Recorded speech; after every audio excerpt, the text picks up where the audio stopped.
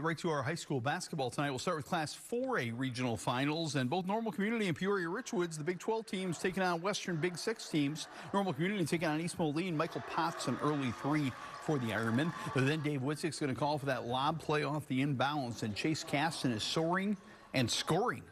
Crashing to the floor, but scoring for the Ironmen. Well, later it's going to be Jarrell Brown patiently waiting and scoring for Normal Community. Normal Community is going to hang on to win this one 55-54. I think East Moline is going to score late, but Normal Community is going to hold the ball as time runs out, and game's over. Normal Community is a winner. 55-54 Ironmen. Richwoods taking on Rock Island at the Minooka Regional. We head north for these highlights. Marianne Smith-Holly going the distance, a long three-pointer right there by the super sophomore. Later it's going to be Smith-Holly again for Coach Smith. He's going the long way home. Caden Johnson the pass, and Smith-Holly the reverse layup. That was pretty. And then it's going to be Tony Bradford on the drive and the bucket. This is a tough regional. 4A is tough. Tony Bradford a bucket right here. Later, Marianne Smith-Holly with another three. Richwoods is going to win it 72-66. Richwoods. Normal Community advanced to the sectional. In Class 3A, the Morton Potters, well, they know heartbreak. 2 years ago, they lost. A little bit of controversy on a no whistle at the end of the game. Was it overtime against Richwoods? Last year, they lost late against Metamora. Well, those seniors are back in a regional final tonight. Morton with Abe Zeller in an all-senior starting lineup taking on Metamora, and Metamora wanted no part of a Morton celebration. Colin Morrison goes back door for two, then Sam Cox scores down low. Metamora had a 7-point lead, but the Potters come back. Brendan Petty fakes the handoff and drives for the hammer. The slam dunk right there by Petty. Then Alex McKee for three. Alex dials long distance off the Petty assist. The game would be tied at halftime. Then in the second half, the Potters really got things rolling. It's going to start with an Owen Adams three. Adams really played well in the second half of this game. Hits a big three right there. Game was still tied in the fourth quarter. Jude Zeller to senior. These are all seniors. Zeller to Colin Burns, senior to senior. Silas Steffens, senior, scores inside. Owen Adams, seniors, driving 100 miles an hour for a bucket here. And Morton is celebrating again. The last 2 years have been heartbreaking. This time it's celebration for the Morton Potters, winning it 55-42 and claiming the Morton regional title. It feels awesome. You know, every coach would be lying, and I said it earlier, but it's all about postseason in a way. Like, the journey is the journey. You want to win conference championships. You want to win Christmas, Thanksgiving tournaments, but it's about playing in March. And we're just so excited that we get now the chance to go to Ottawa and see what we can do in the sectionals. And the seniors have known the heartbreak. I mean, they put in the dues. They did. They've gone through some teary-eyed locker rooms the last 2 years in this exact setting, and now we get to celebrate. And credit to those 7 seniors, Brendan Petty, even the other sophomores, even the 2 juniors that have been injured all year. Everybody plays a part. I'm just so proud of our guys and excited for us to go out and keep playing in March. It's just crazy to think that we haven't done it in how long, and this team, I knew we had it, 7 seniors, just a bunch of guys out there leading us on the floor, and I'm glad we could get it done. All right, pick up the regional plaque, and then please don't get hurt in the onslaught of Potter Nation. Morton's a winner tonight. Let's head to East Peoria and Peoria High. They met in Galesburg. Peoria High raced out to a 14-5 lead. Nigel Moore to J.J. Duffin for a bucket. But East Peoria got a big lift from Cole DuBois. DuBois back after missing a couple weeks with a hand injury. He hits the 17-foot floater right there. He looks pretty healthy. Later, it's B.J. Nicholson the drive in the bucket, and there was no stopping Quentin Kitt down low. Kitt powers inside for 2. Then watch Quentin Kitt, the SWAT on defense, and watch Cole DuBois. Think Cole's healthy? He's zigging, he's zagging, he's going 100 miles an hour. He looks like Cole DuBois. The great bucket right there by DuBois. We'll show it to you again. A huge block shot on one end, and East Peoria then runs the court. Beats that defender once, beats that defender, finishes. What a hoop by DuBois, but Kitt was the star of the game. Quentin Kitt had 36 points. He goes from half court to the 10 for 2 here. Later, it's going to be Quentin Kitt scoring again. East Peoria, their first regional title since the days of Mark Vershaw, Jason Jenkins, Troy Vanderschraff. First regional title since 1997. Congratulations to Jared Brown and the Raiders. Let's head to Bloomington, where Normal U High is a regional champ. They beat Champaign Central tonight. Cam Johnson was terrific in the game. He had 26 points. He works the baseline for 2 right here. And then Cam setting up Owen Kirby for 1, 2, 3 of his 13 points. Again, Cam Johnson had 26. He's dynamite. He gets the ball, splits a double team, and scores right there. Bodie Clemenson is going to get a nice bucket right here again as Cam Johnson looking ahead, setting up his teammates Actually, this is okay. I'm going all the way with the lefty finish. I think we have a Bodie Clemenson highlight. Let's keep the camera rolling here. I think we have Bodie here because Bodie played a good game as well. Here's Bodie working the baseline, and he's going to take his time. He knows he's got a smaller guy on his back, just works patiently to get the hoop. I think we have one more. Cam had 26. Kirby had 13. Normal U-High is a regional champ. 1983, Jimmy Valvano coined the term survive and advance. Peoria Manual survived and advanced in their regional opener against Tri-Valley.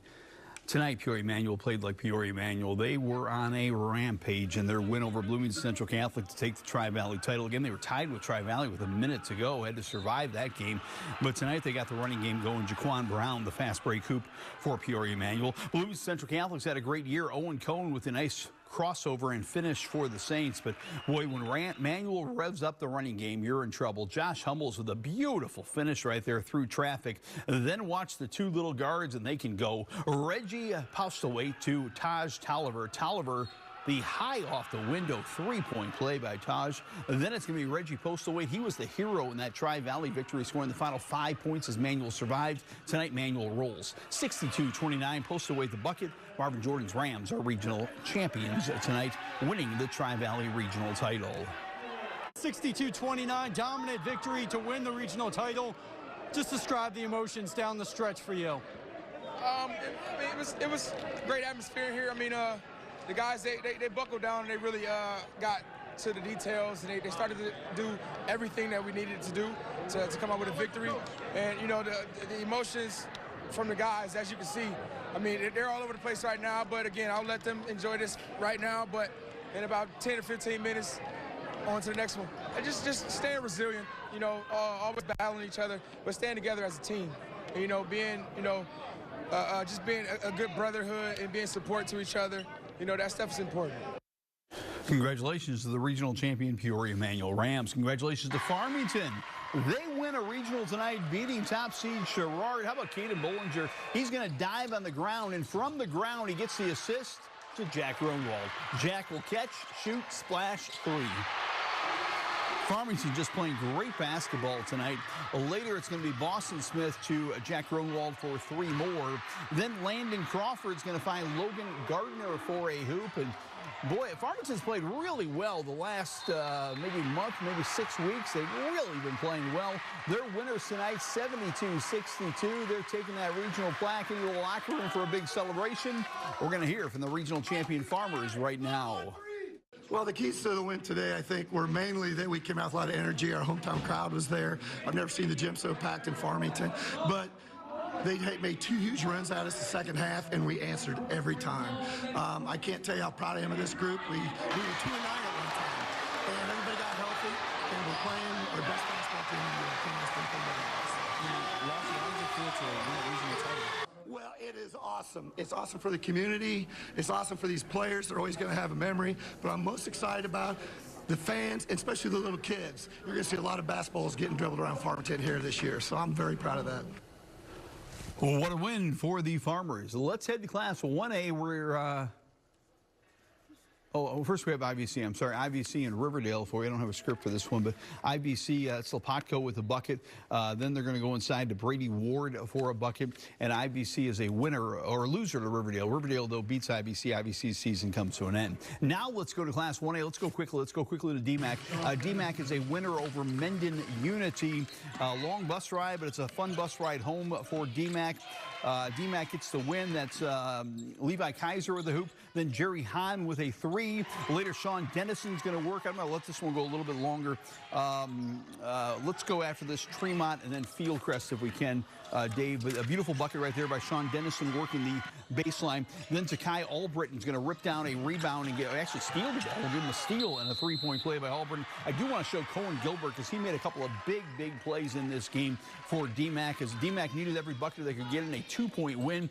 Here's going to be Albritton with a Beautiful bucket for D-Mac as he sets up his defender, spins and in. Wow, D-Mac is a winner. Tremont a winner as well. They had a 10-point lead in the third quarter, but trailed in the fourth quarter against West Prairie. But they find a way to win the game. Brandon Tennant, their big guy, scores inside. They're down by 2 in the fourth quarter when Andrew Dawson finds his good buddy Griffin Meeker, and Meeker finds nothing but net. The go-ahead 3 right there. Then it's Graham Emick on the strong drive, and Emick's going to get a big-time 3-point play right here as he's going to get the ball, and he's going downhill for the hoop.